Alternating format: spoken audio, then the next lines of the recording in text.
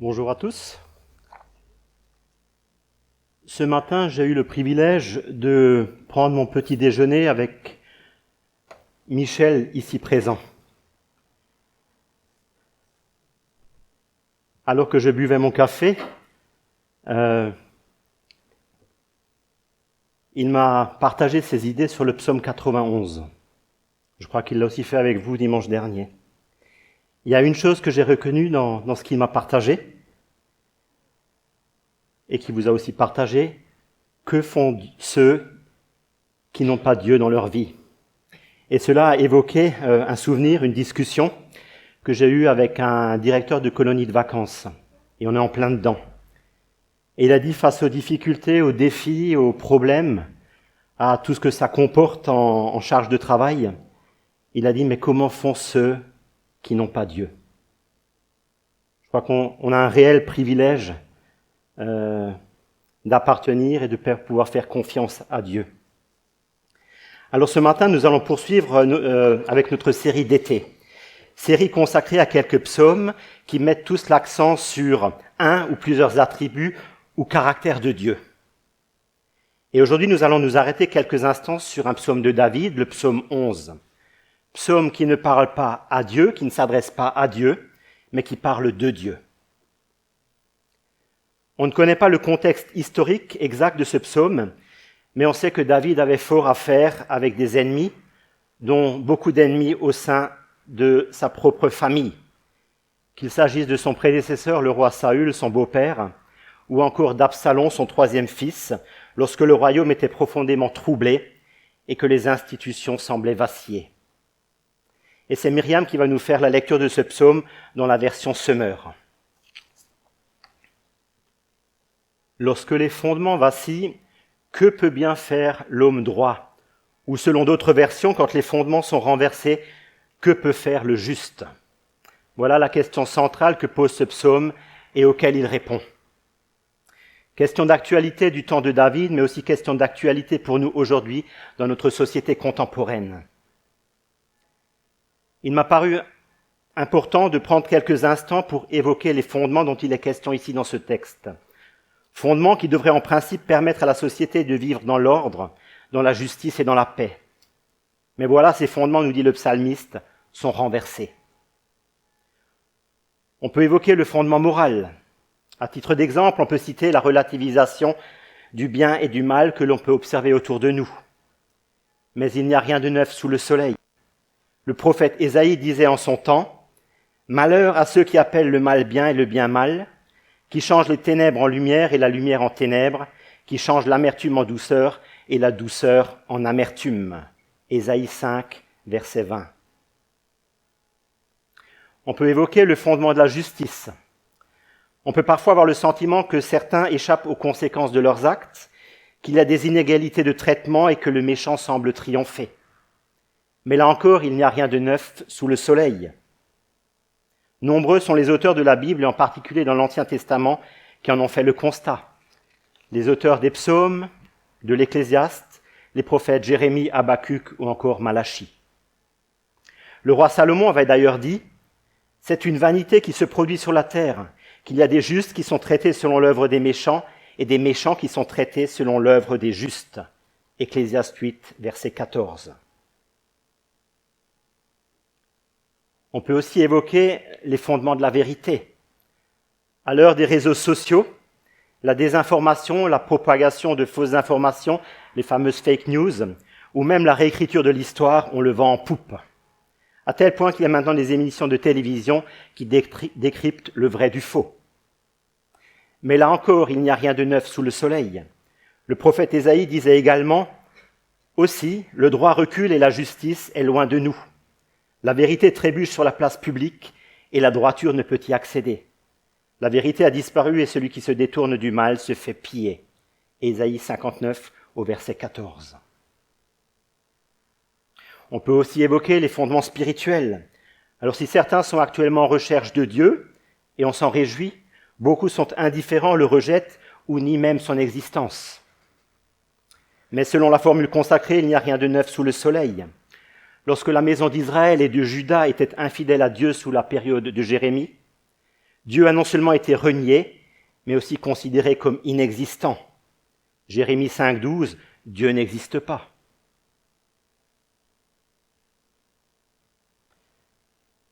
On peut aussi évoquer les fondements de la famille. Alors la Bible présente la famille au sens traditionnel comme un lieu de transmission de l'amour, de la foi et de la sagesse. Je me base sur des textes comme Deutéronome 6 ou Éphésiens 6.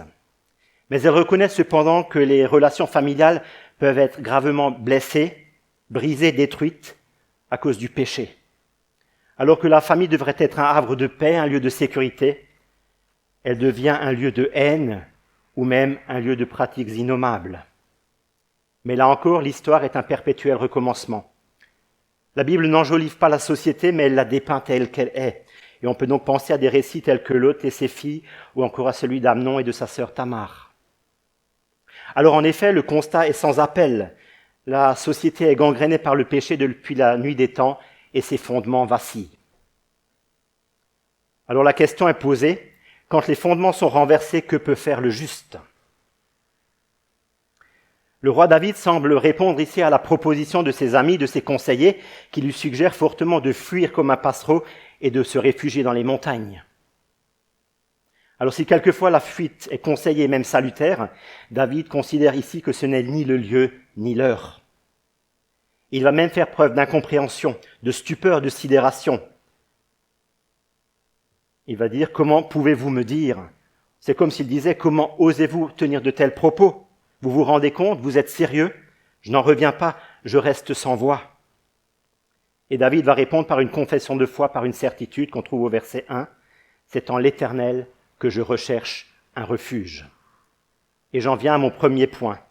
La foi du juste refuse de céder à la panique, car Dieu est un refuge en toutes circonstances. La foi du juste refuse de céder à la panique, car Dieu est un refuge en toutes circonstances. Alors dire que Dieu est un refuge en toutes circonstances signifie qu'il est un lieu de sécurité, de protection, de paix et de secours H24. C'est la Bible qui le dit. Autrement dit, tout va pour le mieux dans le meilleur des mondes, selon la formule de Pangloss dans l'œuvre de Voltaire. Ou pour ceux qui ont la référence, je vais bien, tout va bien. On passe donc au point 2. Enfin non, je vais un peu vite. Et je redeviens sérieux.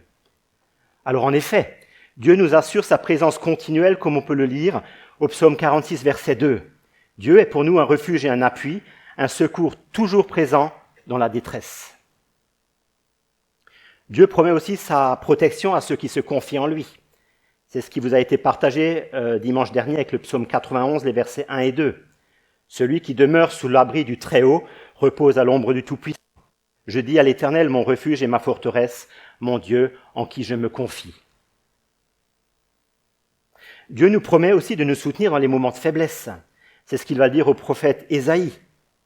Ne crains rien car je suis avec toi, ne promène pas des regards inquiets car je suis ton Dieu. Je te fortifie, je viens à ton secours, je te soutiens de ma droite triomphante. Ésaïe 41, 10. Et enfin, Jean 16, 33. Dieu donne la paix au milieu des épreuves. C'est ce que Jésus dit à ses disciples. Je vous ai dit cela afin que vous ayez la paix en moi. Vous aurez à souffrir dans le monde, mais prenez courage, moi, j'ai vaincu le monde. Finalement, refuge en Dieu ne signifie pas vie sans souffrance, sans difficulté, sans épreuve. Et tout ne va pas comme dans le meilleur des mondes. Mais alors comment concilier cela avec les versets du psaume 91, 9 et 10 qui dit « Car tu es mon refuge, ô Éternel, tu fais du Très-Haut ta retraite, aucun malheur ne t'arrivera, aucun fléau n'approchera de ta tente. » Le mot malheur ne signifie pas forcément qu'aucune difficulté ne surviendra. Des personnes fidèles comme Job, David, Paul ou même Jésus ont connu la souffrance ou la souffrance extrême. Le psaume 91 affirme plutôt que rien ne peut arriver en dehors de la souveraineté de Dieu et que le mal n'aura pas le dernier mot sur ceux qui lui appartiennent. Dieu protège parfois en empêchant une épreuve, parfois en donnant la force de la traverser et parfois en transformant une épreuve en bien. Le mal ultime ne triomphera pas, mais si un croyant traverse des épreuves ou meurt, il demeure en sécurité entre les mains de Dieu. Sa destinée éternelle est assurée en Christ. Par sa mort et sa résurrection, Jésus est le refuge ultime. En Christ, le plus grand danger est vaincu. Le véritable ennemi n'est pas la maladie, les épreuves, les accidents, mais la condamnation et la mort éternelle. Et Jésus nous délivre de ce mal ultime, comme c'est affirmé dans l'épître de Paul aux Romains. Il n'y a donc maintenant plus de condamnation, aucune condamnation pour ceux qui sont en Jésus-Christ. Romains 8, verset 1. Donc Dieu est un refuge en toutes circonstances. Face à la peur, il nous accorde sa paix. Face au danger, il nous protège selon sa volonté. Face à la souffrance, il nous console. Face au doute, il nous guide par sa parole. Face aux épreuves, il demeure fidèle. Et enfin, face à la mort, il nous offre l'espérance de la résurrection en Christ. J'en arrive à mon deuxième point. La foi du juste élève les yeux vers Dieu, car Dieu est souverain. La foi du juste élève les yeux vers Dieu, car Dieu est souverain. Ce psaume nous rappelle plusieurs vérités, dont une vérité essentielle qu'on trouve également dans le psaume 115. Dieu est sur son trône et il fait tout ce qu'il veut. Et c'est ce qui est écrit en substance au psaume 11, verset 4, quand il est dit « L'Éternel est dans son saint temple, l'Éternel a son trône dans les cieux ». Vérité reprise par le prophète Habacuc, dans Habacuc 2.20, quand il dit « L'Éternel est dans son saint temple, que toute la terre fasse silence devant lui ». Autrement dit, depuis le ciel, Dieu exerce son autorité et appelle toute la terre à faire silence devant lui. Pourquoi ? Mais parce que personne ne peut prétendre à son indépendance vis-à-vis de lui, ni le juste, ni le méchant dont il est question dans ce psaume. Mais qui sont donc ce juste et ce méchant dont il est question ici ? Qu'est-ce qui les caractérise ? Comment est-ce qu'ils sont décrits dans la Bible ? Le juste est décrit comme étant fidèle à Dieu. Il place sa confiance en lui, observe ses commandements et cherche à lui être agréable. Le juste est décrit comme agissant avec droiture avec les autres, en étant honnête, en pratiquant la justice, en protégeant les faibles, en refusant la corruption, la violence sous toutes ses formes. Mais le juste n'est pas sans péché. Juste ne signifie pas parfait. Abraham, David, Job étaient considérés comme justes, bien que pécheurs et imparfaits. Ils étaient considérés comme justes à cause de leur foi, de leur fidélité et de leur capacité à se repentir. Le juste, on l'a déjà évoqué, peut être amené à souffrir. Et enfin, le juste, selon le psaume 1, ressemble à un arbre verdoyant qui porte du fruit et tire sa substance d'un cours d'eau. Image qui nous renvoie à d'autres textes bibliques dont je vous fais la lecture. Dans Ésaïe 12, on peut lire « Voici, Dieu est ma délivrance, je serai plein de confiance et je ne craindrai rien. Car l'Éternel est ma force et le sujet de mes louanges. C'est lui qui m'a sauvé. Vous puiserez de l'eau avec joie aux sources du salut. » Dans Jérémie, « Béni soit l'homme qui se confie dans l'Éternel, dont l'Éternel est l'espérance. Il est comme un arbre planté près des eaux et qui étend ses racines vers le courant. Il n'aperçoit point la chaleur quand elle vient et son feuillage reste vert. Dans l'année de la sécheresse, il n'a point de crainte et il ne cesse de porter du fruit. » Dans Jean, chapitre 7, le dernier jour, le grand jour de la fête, Jésus se tenant debout s'écria « Si quelqu'un a soif, qu'il vienne à moi et qu'il boive.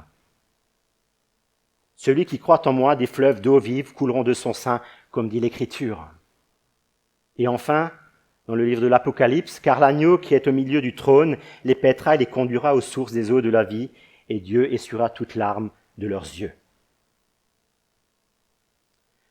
Quant au méchant, ce n'est pas seulement quelqu'un qui commet des fautes, le juste également en commet. C'est celui qui rejette Dieu et qui adopte une vie contraire à la justice. Le méchant rejette Dieu et nie son existence. Il est appelé insensé ou fou dans le psaume 14. Le méchant pratique l'injustice en abusant de son pouvoir, en trompant, en volant, en opprimant et en exploitant les faibles, en méprisant le droit. Il est orgueilleux, s'élève contre Dieu, refuse ses avertissements et se croit autonome. Le méchant parle avec tromperie. Le mensonge, la calomnie et les paroles destructrices sortent de sa bouche. Dans le psaume 10, au verset 7, on peut lire « La bouche du méchant est pleine de malédictions, de tromperie et de malheur. » Le méchant refuse de se repentir. Le juste peut tomber, mais revient vers Dieu, alors que le méchant persiste et signe. Il se révolte et refuse la correction. Le méchant semble avoir du succès, ce qui trouble les croyants, on voit ça dans le psaume 37 et 73, mais cette prospérité, nous dit la Bible, est passagère. Alors en résumé, le juste place sa confiance en Dieu, mais le méchant se fie à lui-même. Le juste recherche la justice, le méchant pratique l'injustice. Le juste écoute la parole de Dieu, le méchant rejette les commandements de Dieu. Le juste protège les faibles, le méchant les exploite. Le juste est humble, le méchant est orgueilleux. Le juste recherche la paix, le méchant cherche à faire le mal. Le juste agit dans la lumière, le méchant agit dans l'obscurité. C'est ce qu'on voit au verset 2. Les méchants bandent leurs arcs, ils ajustent leurs flèches sur la corde pour tirer dans l'ombre sur ceux dont le cœur est droit. Et enfin, le juste peut tomber, mais il se relève. Le méchant persiste dans le mal. J'en viens à mon troisième point. La foi du juste attend la victoire finale, car Dieu est juste dans ses jugements. La foi du juste attend la victoire finale, car Dieu est juste dans ses jugements. Au verset 4 et 5, on peut lire « L'Éternel est dans le palais de sa sainteté, l'Éternel a son trône dans les cieux. Ses yeux regardent, ses paupières sondent les fils de l'homme. L'Éternel sonde le juste. » Dieu ne règne pas sur les hommes de façon lointaine et désintéressée en regardant juste du coin de l'œil. L'expression « ses yeux », littéralement deux sources, ses yeux regardent signifie que Dieu voit tout ce qui se passe sur la terre. Ses paupières sondes évoquent un examen attentif. Dieu ne se contente pas des apparences, il connaît les motivations, les intentions du cœur de chacun. Moi, l'Éternel, j'éprouve le cœur, je sonde les reins pour rendre à chacun selon ses voies, selon le fruit de ses œuvres. Jérémie 17 au verset 10. Dieu connaît parfaitement le cœur des hommes et distingue le juste du méchant, et il juge avec équité. La suite du texte décrit le sort du juste et celui du méchant, et le contraste est saisissant. Il fait pleuvoir sur les méchants du charbon, du feu et du soufre. Il les expose au feu brûlant. Voilà la part qu'il leur réserve. Car l'Éternel est un Dieu juste, un Dieu qui aime la justice. Les hommes droits verront sa face. Le sort du méchant fait penser au jugement de Sodome et Gomorrhe, quand il est question de charbon, de feu, de soufre et de vent brûlant. Le sort du juste, si je m'en réfère aux commentaires de la Bible annotés, fait référence au privilège rare en Orient, celui d'être dans la présence habituelle d'un monarque. Mais pour le méchant, il y a cependant une note d'espoir. La Bible ne présente pas le méchant comme irrémédiablement perdu. Tant qu'il vit, tant qu'il a du souffle, la possibilité de revenir à Dieu reste ouverte. C'est ce qu'on trouve dans Ézéchiel 18 au verset 23. Ce que je désire, est-ce que le méchant meure ? Dit le Seigneur l'Éternel. Non, n'est-ce pas qu'il change de conduite et qu'il vive ? Je conclus. Quand les fondements sont renversés, nous sommes appelés à nous rappeler que Dieu est un refuge en toutes circonstances, qu'il est souverain et qu'il est le juste dans ses jugements. Qui renverse les fondements ? Le méchant, dit David. Mais avant de chercher les méchants autour de nous, demandons-nous si par notre propre conduite, nous contribuons à bâtir ou à détruire. Nous pouvons tous, par nos paroles et par nos actes, être des démolisseurs en puissance, dans notre famille, dans notre voisinage, sur les bancs de l'école, sur notre lieu de travail ou encore à l'église. Le psaume 11 invite les croyants à persévérer dans la confiance lorsque les fondements semblent s'écrouler. En gardant les yeux fixés sur le Dieu qui règne, juge avec justice et promet sa présence à ceux qui demeurent fidèles, avec l'espérance d'être un jour dans sa présence. Heureux ceux qui prendront leur repas dans le royaume de Dieu. Amen.